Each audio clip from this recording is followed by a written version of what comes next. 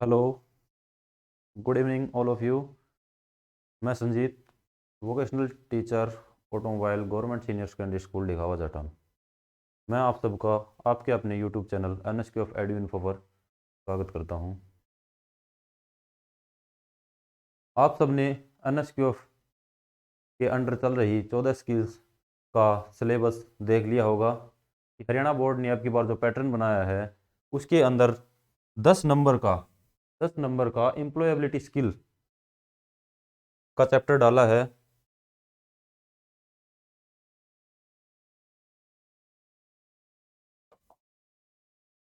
जैसा मैं आपको दिखा देता हूँ, हरियाणा बोर्ड का जो नोटिफिकेशन है सिलेबस का उसके अंडर 10 नंबर का एम्प्लॉयबिलिटी स्किल का सिलेबस डाला गया है।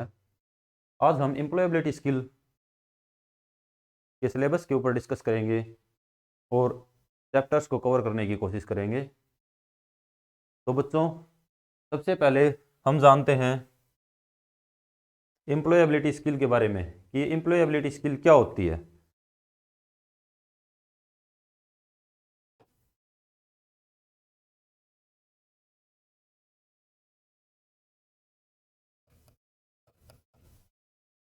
एम्प्लॉयबिलिटी स्किल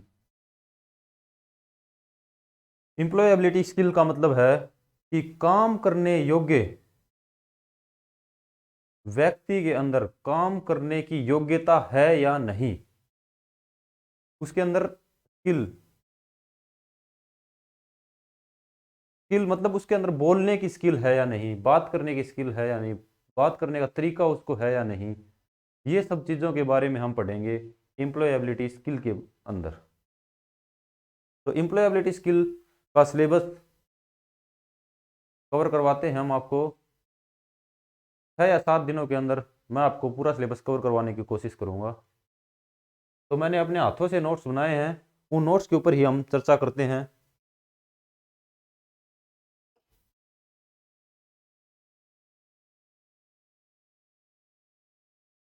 तो एम्प्लॉयबिलिटी स्किल के अंदर सबसे पहले आता है कम्युनिकेशन।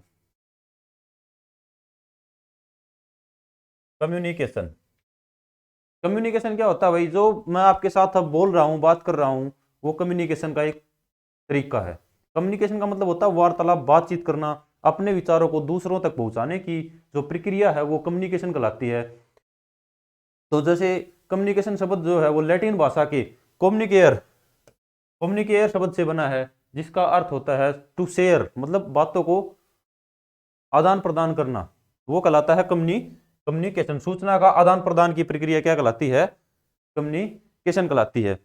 तो बोलना तथा लिखना सूचना देने का तथा पढ़ना और सुनना सूचना को लेने का उदाहरण होता है भाई। जब हम बोलकर या लिखकर बताते हैं तो वो हम सूचना को देने का कार्य कर रहे हैं, और जब हम पढ़कर या सुन रहे हैं तो हम वो सूचना को लेने का कार्य कर रहे हैं। तो भाई कम्युनिकेशन अच्छे से आप समझ गए। कम्युनिकेशन क्या होती है? दो लोगों के बीच अपने विचारों का आदान प्रदान कम्युनिकेशन कहलाता है। वार्तालाप जो हम बोलते हैं वार्तालाप।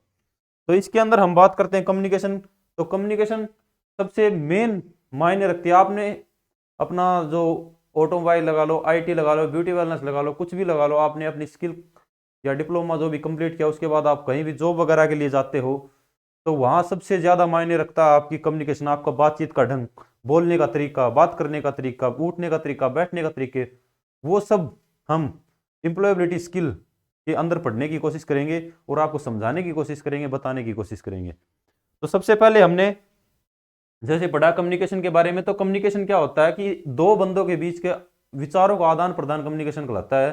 तो कम्युनिकेशन सबसे महत्वपूर्ण भाग है। जब भी आप किसी कंपनी में जॉब करने के लिए जाते हो, कहीं भी ऑफिस में जॉब करने के लिए जाते हो, तो वहां आपका बोलने का तरीका और बात करने का तरीका सबसे महत्वपूर्ण मायने रखेगा। तो इसलिए हम पढ़ते हैं कम्युनिकेशन को प्रभावित करने वाले कारण।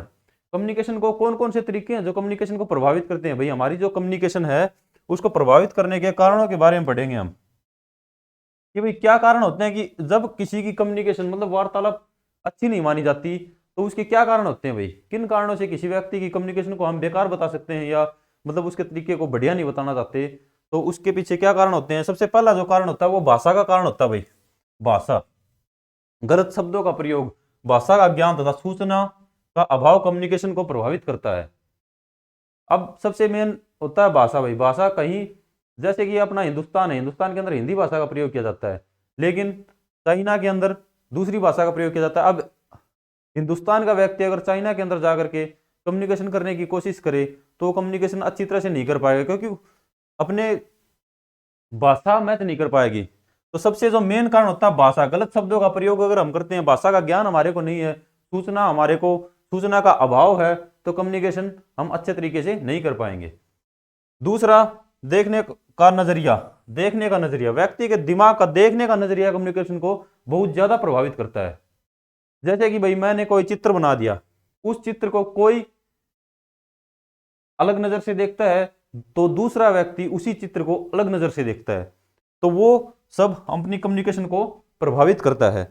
तीसरा अगर हम देखते हैं तो पुराना अनुभव। पुराना अनुभव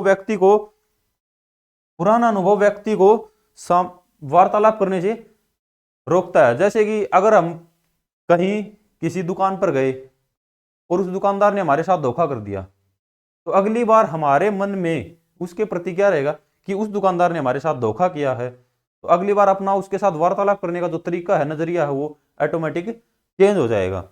अगला अगर हम बात करते हैं तो पूर्वानुमान। पूर्वानुमान की बात करते, अगला जो कारण है पूर्वानुमान। पूर्वानुमान कम्युनिकेशन को बहुत ज्यादा प्रभावित करता है। जैसे कि पूर्वानुमान का मतलब क्या है? जैसे कि हम अपने पहले ही अंदाजा लगा लेते हैं कि नहीं, वो मेरे बारे में ऐसा सोचता है। मुझे, जैसे कि इसमें उदाहरण दिया हुआ है फिक्स आइडिया, जैसे कि मुझे क्लास में कोई पसंद नहीं करता, मतलब पहले ही दिमाग में एक छवि बनी हुई है कि नहीं, वो ऐसा नहीं होगा या ऐसा नहीं हो सकता। वो जो पूर्वानुमान हम लगा लेते हैं उससे अपनी कम्युनिकेशन बहुत ज्यादा प्रभावित हो जाती है। वो अगला अगर हम बात करते हैं भावनाएं। भावना,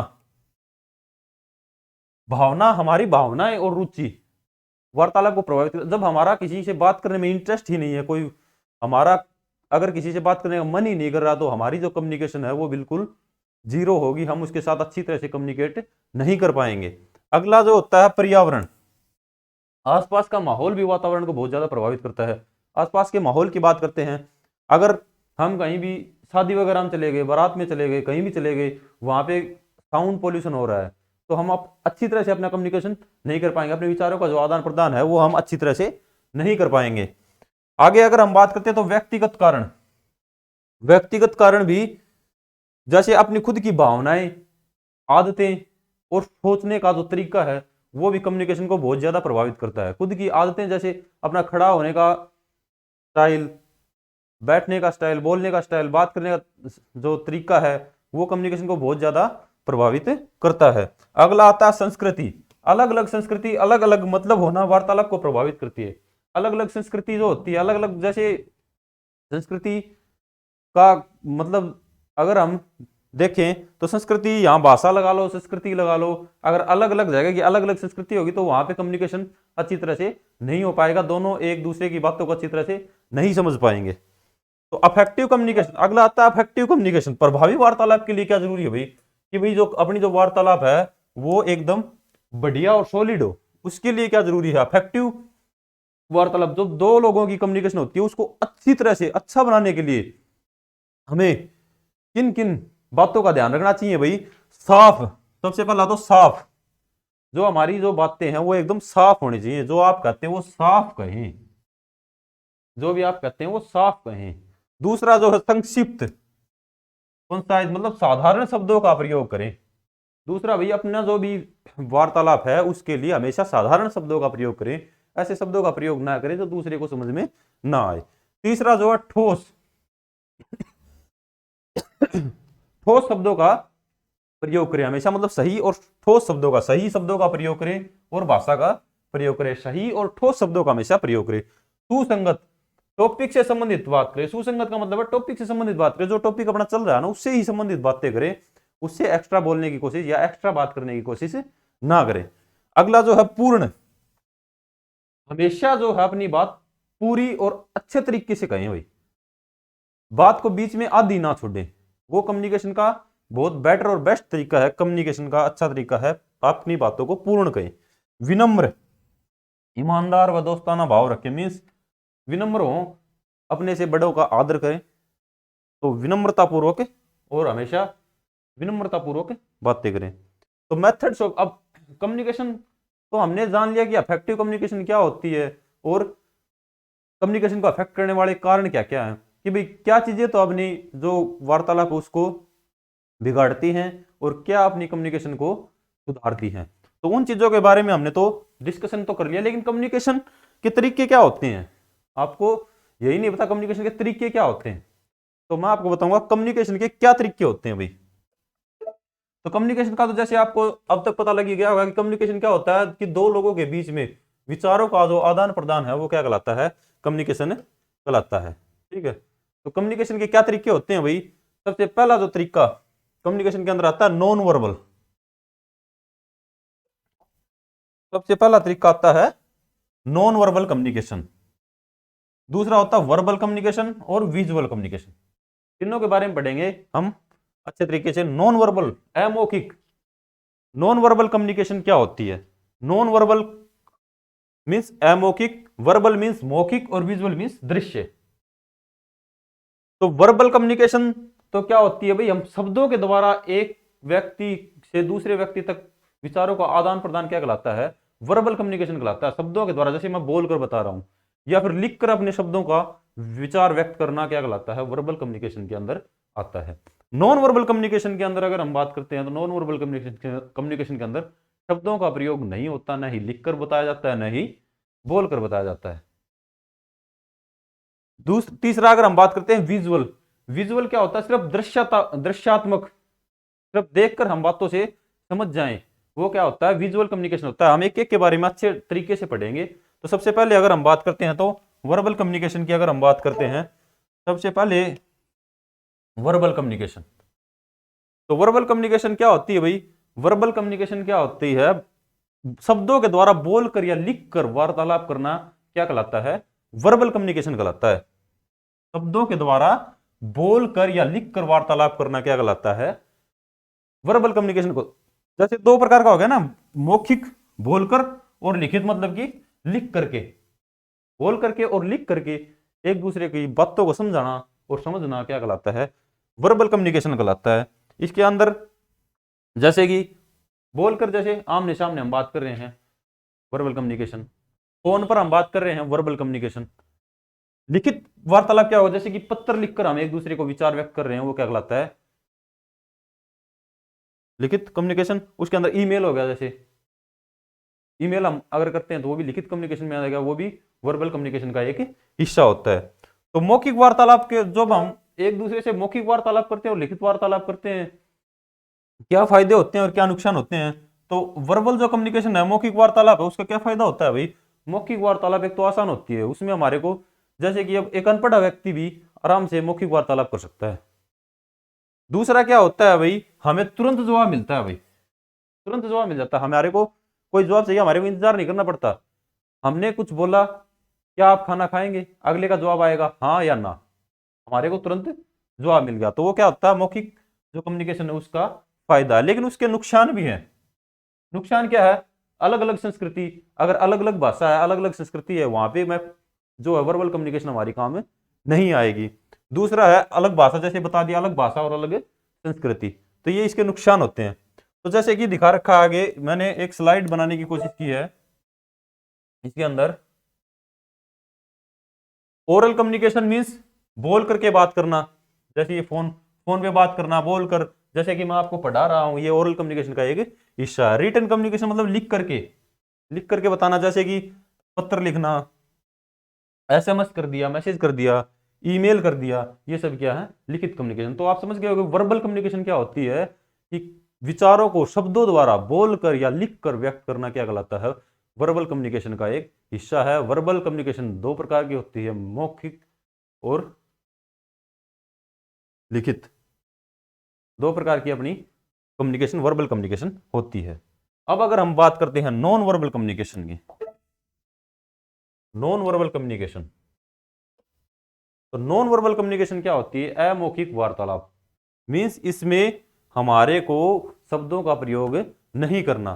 तो अमौखिक वार्तालाप के अंदर शब्दों के प्रयोग के बिना वार्तालाप क्या कहलाती है? अमौखिक वार्तालाप कहलाती है। जैसे कि शरीर की अभिव्यक्ति, चेहरे की अभिव्यक्ति, जैसे तुमने सुना होगा बॉडी लैंग्वेज, कि भाई बॉडी लैंग्वेज से पता लग जाता है कि आदमी क्या कर रहा है, कहाँ जाना चाहता है, क्या करना चाहता है, क्या वो कहना चाहता है। शरीर की भाषा जैसे बॉडी लैंग्वेज हो गया, टच के द्वारा, आंखों के द्वारा, और पैरा लैंग्वेज। आंखों के द्वारा मीन्स कई बार हम आंखों के इशारों में बता देते हैं कि हाँ या ना, आंखों के इशारों में जो बताते हैं वो क्या कहलाता है? आंखों के द्वारा। पैरा लैंग्वेज, पैरा लैंग्वेज क्या होती है? जब कोई भी जैसे सॉन्ग आता है, कोई भी गाना है, उसकी स्टार्टिंग में जैसे टोन बजती है, वो क्या होती है? पैरा लैंग्वेज होती है। उस टोन से ही हम समझ जाते हैं कि आगे क्या बोलने वाला है बंदा, तो वो क्या होता है? Para language. आगे हम बात करें, समझ गए होगे ये जो मैंने बताया नॉन वर्बल कम्युनिकेशन। तो नॉन वर्बल कम्युनिकेशन क्या होती है? शब्दों का प्रयोग इसके अंदर नहीं होता, जैसे कि इसमें क्या है? बॉडी लैंग्वेज के द्वारा आदमी का पता लगता है, आंखों के द्वारा पता लगता है, पैरा लैंग्वेज के द्वारा पता लगता है। आगे अगर हम बात करते हैं विजुअल विजुअल कम्युनिकेशन की, विजुअल कम्युनिकेशन क्या होती है? विजुअल कम्युनिकेशन क्या होती है? दृश्यात्मक। विजुअल मीन्स दृश्यात्मक वार्तालाप। जैसे कि हम जाते हैं सड़क के ऊपर, सड़क के ऊपर जाते हैं तो आपने बहुत से साइंस संकेत देखे होंगे, जैसे कि हॉर्न मत बजाओ, यहां दे रखा होगा, जैसे ये रखा हॉर्न, हॉर्न लगा कर उसके ऊपर ऐसे कट का निशान है, इसका मतलब कि यहाँ इस एरिया के अंदर हॉर्न नहीं बजाना है। दूसरा, जैसे कि आगे ये दे रखा है कि science for ladies and gents toilet, ladies toilet के अंदर अलग से निशान लगा होता है और जेंट्स का अलग से बना हुआ है। इसी प्रकार जैसे कि रेल की पटरी, आगे रेल की पटरी है, साइंस ये ट्रैफिक साइंस होते हैं, ट्रैफिक के सिग्नल होते हैं, तो इनसे हमारे को पता लग जाता है वहां पे कोई आदमी नहीं बोल रहा, लेकिन जैसे ही रेड अलर्ट होता है तो वहीं पे गाड़ियां रुक जाती हैं। जैसे ही येलो अलर्ट होता है गाड़ियां चलने के लिए तैयार हो जाती है, ग्रीन होते ही गाड़ी ऑटोमेटिक चलना स्टार्ट हो जाती है। क्यों? वहां पे कोई हमारे को ना ही लैंग्वेज की जरूरत पड़ती, ना ही हमारे को शब्दों की जरूरत पड़ती। वहां पे क्या होता है? सिर्फ ऑटोमेटिक विजुअल जो कम्युनिकेशन है उसके द्वारा वार्तालाप होती है। तो ये विजुअल कम्युनिकेशन का एक हिस्सा होता है। ठीक है भाई। तो देखो अब तक हमने पढ़ा कि कम्युनिकेशन के बारे में। कम्युनिकेशन क्या होती है? वार्तालाप, एक दूसरे के बीच में शब्दों का जो आदान प्रदान है वो क्या कहलाता है? कम्युनिकेशन कहलाता है। तो कम्युनिकेशन कितने प्रकार की होती है भाई? 3 प्रकार की होती है, verbal communication, non verbal communication और विजुअल कम्युनिकेशन। तो वर्बल कम्युनिकेशन की अगर हम बात करते हैं तो उसके अंदर 2 प्रकार की होती है। ओरल कम्युनिकेशन मीन्स बोल करके विचारों को आदान प्रदान करना, और रिटन कम्युनिकेशन मीन्स लिखित कम्युनिकेशन, मतलब एक दूसरे को लिख करके बातों को समझाना क्या कहलाता है? Written communication. उसके बाद हमने बात की नॉन वर्बल कम्युनिकेशन की। तो नॉन वर्बल कम्युनिकेशन के अंदर व्यक्ति बॉडी लैंग्वेज के द्वारा विचारों को व्यक्त करता है या आदान प्रदान करता है। उसके बाद पैरा लैंग्वेज के द्वारा, उसके बाद आंखों के इशारों के द्वारा जो विचारों का आदान प्रदान है वो क्या कहलाता है? Non verbal communication. उसके बाद अगर हम बात करते हैं विजुअल कम्युनिकेशन की, तो विजुअल कम्युनिकेशन के अंदर क्या होता है कि जो संकेतों के द्वारा हम जो विचारों का जो आदान प्रदान करते हैं वो क्या कहलाता है? विजुअल कम्युनिकेशन कहलाता है। तो अब तक जो हमने पढ़ा बच्चों वो सारा समझ में आ गया होगा। इसके नोट्स जो मैंने अपने हैंड रिटन नोट्स बना रखे हैं वो मैं टेलीग्राम चैनल पर शेयर करूंगा। उसके बाद ये सब चीजें क्यों जरूरी हैं भाई? ये जो verbal communication, non verbal communication, body language, para language, इनके बारे में आपको जानना क्यों जरूरी है? जब भी आप किसी अच्छे सेक्टर में जॉब के लिए जाओगे, प्राइवेट सेक्टर हो, गवर्नमेंट सेक्टर हो, तो वहां पर आपको नॉलेज तो है, नॉलेज तो आपको आ रही है, जो स्कूल्स में आप पढ़ रहे हो उससे नॉलेज तो आपको आ रही है, लेकिन उसके साथ आपके अंदर जो बोलने की जो स्किल है उसका होना बहुत जरूरी है। बैठने की, बात करने का तरीका, बोलने का तरीका, जो एक दूसरे को रेस्पेक्ट देने का तरीका, वो सब आपको आना चाहिए। वो सब हम किसके अंदर सीखेंगे? एम्प्लॉयबिलिटी स्किल का जो 10 नंबर का आपका सिलेबस के अंदर डाला गया है एम्प्लॉयबिलिटी स्किल, उसके अंदर हम सीखेंगे कि कैसे बात करने का तरीका होना चाहिए, कैसे बोलने का तरीका होना चाहिए। वो सब चीज़ें हम एम्प्लॉयबिलिटी स्किल के अंदर सीखने की कोशिश करेंगे। तो एम्प्लॉय अब तक तो था बोलने का तरीका भाई, कि कैसे बोलना है, ओरल कम्युनिकेशन क्या होती है, लिखित कम्युनिकेशन, रिटन कम्युनिकेशन क्या होती है। लेकिन अब हम जैसे लिखित, जब हमारे को मान लो आपको कोई ऑफिशियल जॉब मिल गई, तो वहाँ पे आपको लिखना भी आना चाहिए, लिखना भी जरूरी है, और लिखने का तरीका भी होना चाहिए कि कैसे लिखोगे, अच्छा जैसे कि बढ़िया लैंग्वेज कैसे यूज करनी है, कहाँ पर हमारे को जो स्किल्स हैं लिखने की, जो कुशलता, मतलब कि क्या क्या कैसे कैसे लिखा जाता है, वो सारा हम इसके अंदर सिखाएंगे। तो ज़्यादातर जैसे हम बात करते हैं यहाँ पे, तो सेंटेंस पार्ट ऑफ स्पीच की, तो लिखने के लिए सबसे ज़्यादा ज़रूरी है हमारे को वाक्य का पता होना चाहिए कि वाक्य क्या होता है, सेंटेंस क्या होता है, उसको कैसे व्यक्त करते हैं, और सेंटेंस के क्या क्या भाग होते हैं, और सेंटेंस के भागों के बारे में हमें पता होना चाहिए किस भाग का क्या कार्य है, वर्ब क्या होती है, सब्जेक्ट क्या होता है, ऑब्जेक्ट क्या होता है। अब जब तक आपको यही नहीं पता होगा वर्ब का क्या कार्य है, सब्जेक्ट का क्या कार्य है, ऑब्जेक्ट का क्या कार्य है, तो आप उन शब्दों को अच्छे से वाक्य में प्रयोग नहीं कर सकते। जैसे कि अगर देखें, रोहन फुटबॉल खेलता है, रोहन फुटबॉल खेलता है।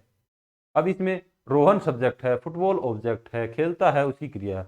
अब उसको आप अगर वाक्य में प्रयोग आपको नहीं करना आता, आपको पता होना चाहिए पहले सब्जेक्ट आएगा, फिर ऑब्जेक्ट आया, फिर क्रिया आई है, लेकिन आपको तरीका ही नहीं पता, आप बोलोगे रोहन खेलता है फुटबॉल, मीन्स वाक्य को उल्टा सुल्टा प्रयोग कर दिया आपने, खेलता है रोहन फुटबॉल, ठीक है ना। तो ये जो तरीका है ना, उसको हमारे को अच्छे तरीके से व्यक्त करना शब्दों को आना चाहिए, इसीलिए हम प्रयोग करेंगे राइटिंग स्किल्स का। हमारी अच्छी राइटिंग स्किल्स, जितनी हमारे अंदर राइटिंग स्किल्स बढ़िया होंगी, उतना ही अच्छा हम लिख पाएंगे, उतना ही अच्छा हम अपने विचारों को व्यक्त कर पाएंगे। तो राइटिंग स्किल्स के अंदर सबसे पहले जो आता है सेंटेंस आता है, वाक्य। तो वाक्य क्या होता है, वाक्य होता है एक शब्दों का समूह जिसका कोई ना कोई अर्थ होता है, उचित अर्थ होता है, वो क्या कहलाता है, वाक्य कहलाता है। शब्दों का समूह एक पूर्ण अर्थ देता है, वो क्या कहलाता है, सेंटेंस कहलाता है। अब फ्रेज, एक फ्रेज होती है भाई शब्दों का समूह जो एक पूर्ण अर्थ नहीं देता, जो एक पूर्ण अर्थ नहीं देता, वो क्या कहलाता है, फ्रेज कहलाता है। जैसे कि रोहन खाना खाता है, पूरा अर्थ निकल रहा है, रोहन क्या खाता है भाई, खाना खाता है। अब रोहन खाता है तो पूरा अर्थ नहीं निकला, रोहन खाता क्या खाता है, तो इसलिए पूरा अर्थ नहीं निकला, वो क्या होगा, एक फ्रेज होगा। शब्दों का समूह जो पूरा अर्थ व्यक्त नहीं करता, वो क्या कहलाता है, फ्रेज कहलाता है। तो सेंटेंस पता लग गया होगा, शब्दों का समूह जो पूर्ण अर्थ प्रदान करता है, वो क्या कहलाता है, सेंटेंस कहलाता है। तो हमारे को जो भी सेंटेंस लिखना है, जो भी वाक्य हम लिखते हैं, तो उसका कोई ना कोई अर्थ होना चाहिए, उचित अर्थ होना चाहिए, तभी उसको हम एक उचित वाक्य मान सकते हैं। दूसरा, यूजिंग कैपिटल, कि किसी भी वाक्य का पहला शब्द हमेशा कैपिटल होगा। कैपिटल पता होगा ना, बड़ी, पहला अक्षर बड़ा बोल देते हो तुम, तो पहला अक्षर जो होगा वो बड़ा होगा। कैपिटल शब्द के मामले में हमें मीन्स का नियम याद रखना चाहिए भाई। मीन्स का ये देखो दे रखा है, मीन्स मतलब MINTS।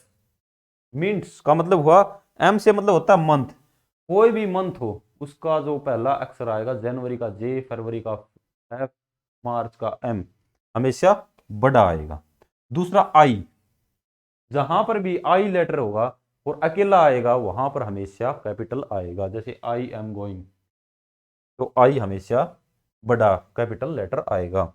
आगे है एन, नेम्स, जितने भी नेम्स होंगे, किसी का भी नेम होगा, वो क्या आएगा, हमेशा कैपिटल लेटर आएगा। टी, टाइटल्स, कोई भी टाइटल वो हमेशा कैपिटल बड़ा आएगा। जैसे कि डॉक्टर, मिस्टर, मिस, मिसेज, जो भी टाइटल जो होता है वो हमेशा कैपिटल होता है। उसके बाद S, S means starting letter of sentence, sentence का कोई किसी भी सेंटेंस का पहला अक्षर हमेशा कैपिटल होता है। तो मीन्स हमेशा याद रखना भाई, मीन्स MINTS, मंथ, आई, एन से नेम, टी से टाइटल, और एस से क्या होता है, एस से स्टार्टिंग ऑफ सेंटेंस, किसी भी सेंटेंस की स्टार्टिंग हमेशा क्या आएगी, ठीक है, कैपिटल। उसके बाद पंक्चुएशन, पंक्चुएशन क्या होती है भाई,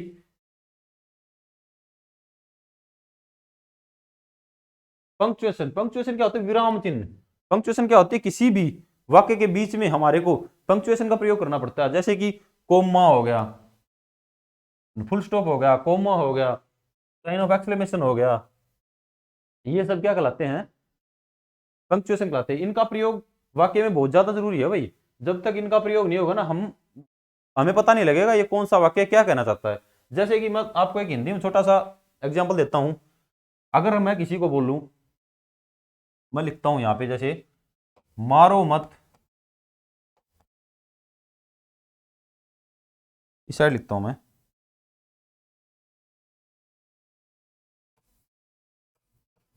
मारो मत जाने दो, मारो मत जाने दो। अब अगर मैं यहां पे कोमा लगाता हूं तो ये वाक्य क्या होता है, मारो मत जाने दो। अब इसी कोमा को मैं यहां लगाता हूं मारो के बाद, तो मारो मत जाने दो, मतलब वाक्य का पूरा अर्थ चेंज हो गया। मारो मत जाने दो, मारो मत जाने दो, हमेशा अलग अलग वाक्य हो गया ना। तो इसलिए क्या है कि पंक्चुएशन जो है वो हमारे वाक्य के अंदर बहुत ज्यादा मायने रखती है। सही से प्रयोग हमारे को पंक्चुएशन का करना पड़ेगा। तो इसके लिए जैसे फुल स्टॉप हो गया, फुल स्टॉप का सबको पता है, वाक्य के हमेशा अंत में आता है फुल स्टॉप। कोई भी वाक्य कंप्लीट होने के बाद में हमारे को फुल स्टॉप लगाना होता है, तब हम ये समझ पाएंगे कि ये वाक्य हमारा कंप्लीट हो चुका है, अब अगला वाक्य स्टार्ट होगा। दूसरा जो होता है कोमा, कोमा का उपयोग जैसे मैंने अभी बताया है, किसी भी वाक्य के बीच में रुकने के लिए, थोड़ा सा रुकने के लिए किसका प्रयोग करेंगे, कोमा का प्रयोग करेंगे। जैसे कि मारो मत कोमा जाने दो, और दूसरा मैंने आपको बताया मारो मत जाने दो, अर्थ चेंज हो जाता है इससे, ठीक है। उसके बाद क्वेश्चन मार्क, क्वेश्चन मार्क का प्रयोग हम क्या करेंगे, जहां पर भी कोई भी हमारे को प्रश्न पूछना है वहां पे हम हमेशा क्वेश्चन मार्क का प्रयोग करेंगे। एक्सक्लेमेशन साइन का प्रयोग कहीं भी, जैसे हमारे को बहुत ज्यादा खुशी होती है कहीं पे भी, जैसे कि व्हाट ए प्लीजेंट सरप्राइज, बहुत ही अच्छा, तो प्लीजेंट सरप्राइज मीन्स इसमें साइन ऑफ एक्सक्लेमेशन ये होता है भाई, आपको पता होगा। उसके बाद एपोस्ट्रोफी, एपोस्ट्रोफी का प्रयोग कहाँ किया जाता है, कहीं भी हक देखने के लिए, जैसे कि फादर,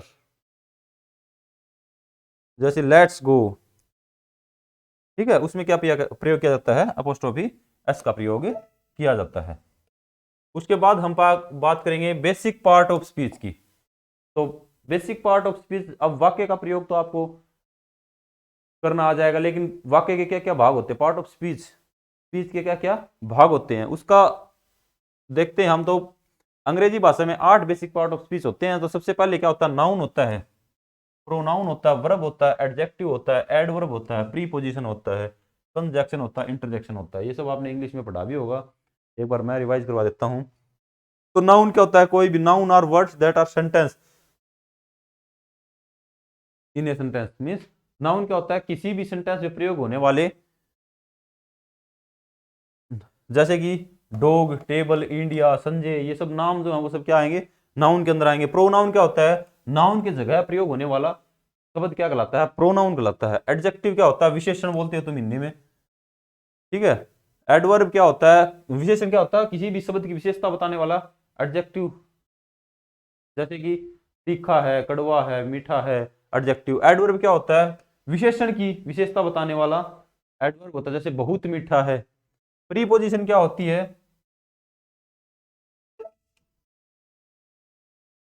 एडजेक्टिव हो गया। वर्ब, वर्ब क्या हो गया, वर्ब क्या होता है, कोई भी क्रिया, क्रिया का, जैसे कि verbs are word that in the sentence, जैसे Reema wrote a letter, Reema wrote a letter, wrote means लिखा, रीमा ने एक पत्र लिखा, तो लिखना क्या होगी, क्रिया होगी। सोना क्या होगी, क्रिया है। जाग, जैसे खेलना क्या है, एक क्रिया है, तो क्या होती है, वर्ब क्रिया। एडवर्ब क्या होती है, वर्ब की विशेषता बताने वाला एडवर्ब होता है, ठीक है। तो ये सब पार्ट्स ऑफ स्पीच है। उसके बाद आता है सेंटेंस। सेंटेंस की, सेंटेंस कितने प्रकार का होता है भाई, चलो सेंटेंस के बारे में पढ़ेंगे। सेंटेंस क्या होता है, पार्ट ऑफ सेंटेंस, सेंटेंस के क्या क्या भाग होते हैं, पहले भाग के बारे में पढ़ेंगे। सब सेंटेंस के अंदर सब्जेक्ट होता है, वर्ब होती है, और ऑब्जेक्ट होता है। सब्जेक्ट के अंदर ना, सॉरी, सेंटेंस के अंदर सब्जेक्ट होता है, ऑब्जेक्ट होता है, और वर्ब होती है। तो सब्जेक्ट क्या होता है, किसी भी कार्य को करने वाला सब्जेक्ट कहलाता है। ऑब्जेक्ट क्या होता है, कर्ता, कर्म, कर्म कार्य का वर्णन, जिसके अंदर कार्य का वर्णन मिलेगा, कार्य को करना क्या कहलाएगा, करने का जो तरीका वो क्या कहलाएगी, क्रिया कहलाएगी। उसके बाद है ऑब्जेक्ट, कार्य को प्राप्त करने वाला ऑब्जेक्ट होगा। जैसे कि, जैसे मैं एग्जांपल में आपको बताता हूं, जैसे यहां लिखता हूं मैं, Mohan play Mohan plays football. तो मोहन क्या हो गया सब्जेक्ट, प्ले क्या होगी वर्ब, और फुटबॉल क्या हो गया ऑब्जेक्ट। तो सब्जेक्ट के तीन भाग हो गए, सब्जेक्ट, ऑब्जेक्ट और वर्ब। तो ऑब्जेक्ट क्या होता है भाई, ऑब्जेक्ट दो प्रकार का होता है भाई, ऑब्जेक्ट दो प्रकार का होता है, एक तो डायरेक्ट और एक इनडायरेक्ट। एक प्रत्यक्ष सब्जेक्ट होता है और एक अप्रत्यक्ष सब्जेक्ट होता है। प्रत्यक्ष सब्जेक्ट का पता कैसे लगेगा, वाक्य के आगे वट लगा करके क्या पता लगता है हमारे को, डायरेक्ट सब्जेक्ट का पता लगेगा, प्रत्यक्ष सब्जेक्ट का। और इनडायरेक्ट सब्जेक्ट का, इनडायरेक्ट सॉरी सब्जेक्ट नहीं ऑब्जेक्ट, इनडायरेक्ट ऑब्जेक्ट का पता कब लगेगा, वाक्य में हुम लगा करके। जैसे कि जैसे बात करते हैं हम,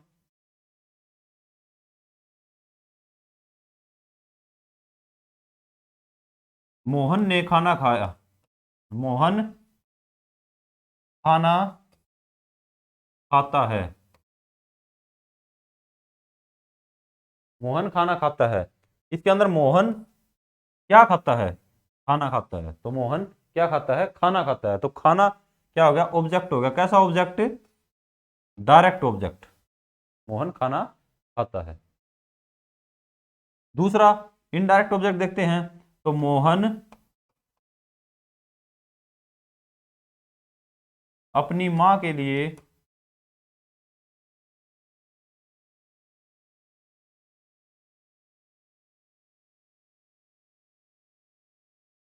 गिफ्ट लाया, मोहन अपनी मां के लिए गिफ्ट लाया। तो मोहन गिफ्ट लाया, वाक्य तो यहां भी बन रहा है भाई, मोहन गिफ्ट लाया, मोहन क्या लाया, मोहन गिफ्ट लाया। डायरेक्ट वाक्य, डायरेक्ट ऑब्जेक्ट मिल गया, मोहन क्या लाया, मोहन गिफ्ट लाया। वाक्य तो यहां भी पूरा हो रहा है, लेकिन इसमें एक और आ गया बीच में, मोहन अपनी मां के लिए गिफ्ट लाया। मोहन किसके लिए गिफ्ट लाया, अपनी मां के लिए। तो किसका प्रयोग करें हम, मोहन किसके लिए गिफ्ट लाया, क्या मिला हमारे को, अपनी मां के लिए गिफ्ट लाया। तो ये क्या हो गया, इनडायरेक्ट ऑब्जेक्ट हो गया। ऑब्जेक्ट ये भी है लेकिन इनडायरेक्ट ऑब्जेक्ट है ये। तो वाक्य में दोनों ऑब्जेक्ट आ सकते हैं, डायरेक्ट और इनडायरेक्ट दोनों एक साथ आ सकते हैं। ठीक है, तो ये था डायरेक्ट ऑब्जेक्ट और इनडायरेक्ट ऑब्जेक्ट। आगे है टाइप्स ऑफ सेंटेंस। सेंटेंस कितने प्रकार के होते हैं भाई, तो टाइप्स ऑफ सेंटेंस क्या होता है, एक तो एक्टिव वॉइस और पैसिव वॉइस, आपने अंग्रेजी में पढ़ा भी होगा। एक्टिव वॉइस मतलब सक्रिय वाक्य, और passive voice means, passive sentence means निष्क्रिय वाक्य। जैसे कि Sanjay broke the glass, Sanjay ने कहां से तोड़ा, संजय ने कहां से तोड़ा, ये क्या है, एक्टिव सेंटेंस है। और पैसिव सेंटेंस देखेंगे, the glass was broken by Sanjay, कांच को संजय के द्वारा तोड़ा गया। तो ये क्या होएगा, पैसिव सेंटेंस होगा, ये क्या होगा, पैसिव सेंटेंस होगा। तो पर्पज के अनुसार भाई, पर्पज के अनुसार क्या होते हैं भाई, पर्पज के अनुसार क्या होगा भाई, सबसे पहले तो पर्पज के अनुसार हम बात करते हैं वाक्य का, कि वाक्य कितने प्रकार होते हैं, स्टेटमेंट, डिक्लेरेटिव स्टेटमेंट, सेंटेंस।